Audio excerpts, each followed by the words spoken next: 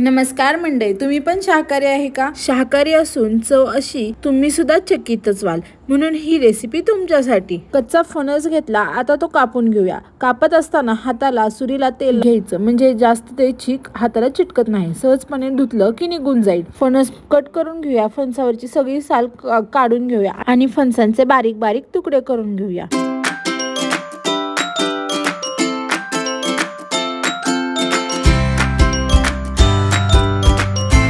फणसामधील बिया काढण्याची गरज नाही, ते सहजपणे शिजले जाते। फणसाचे तुकडे करून झालेले आहेत। कढईमध्ये पाणी गरम करत ठेवलं आणि सगळे चिरलेले तुकडे त्यामध्ये घातले। थोडंसं चवीनुसार मीठ घातलं आणि थोडी हळद घातली।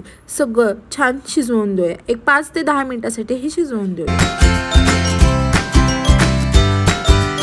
फणसाचे तुकडे सगळे शिजलेले आहेत, त्यातील सगळं पाणी आपण निथळून काढूया।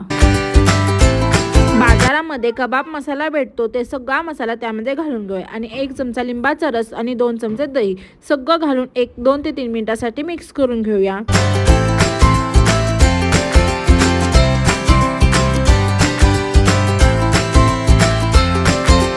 मोठा फणस असेल आणि जास्त कोरडं वाटत असेल तर 2 चमचे कॉर्नफ्लॉवर घातला आणि सगळं मिक्स करून घेतलं तरी सुद्धा चालेल।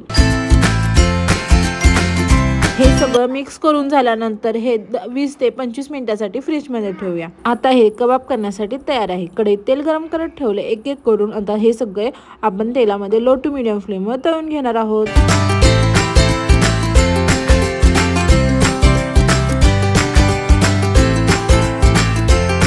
कबाब तळत असताना जास्त तेल गरम नसावं, नाहीतर कबाब काळे पडतात। सगळे कबाब आता तळून घेणार आहोत।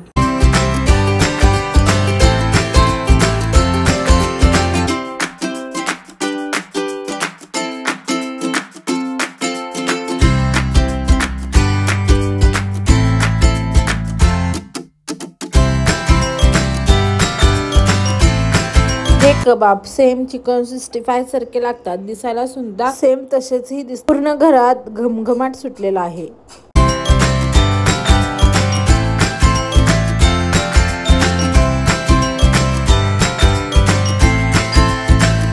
झटपट असे तयार होणारी फणस कबाब तयार आहे। कशी वाटली नक्की कमेंटमध्ये सांगा। आवडली असेल तर लाईक करा, शेअर करा आणि आपल्या चॅनलला सबस्क्राईब करा।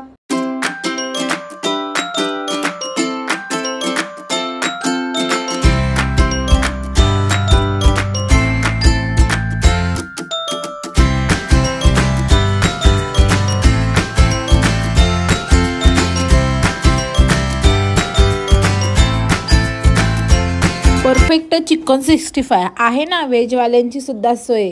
कशी वाटली रेसिपी नक्की कमेंटमध्ये सांगा। नवीन रेसिपीसाठी आपल्या चॅनलला रोज भेट देत जावा। जाता इंस्टाग्रामवर फॉलो करा। थँक्यू।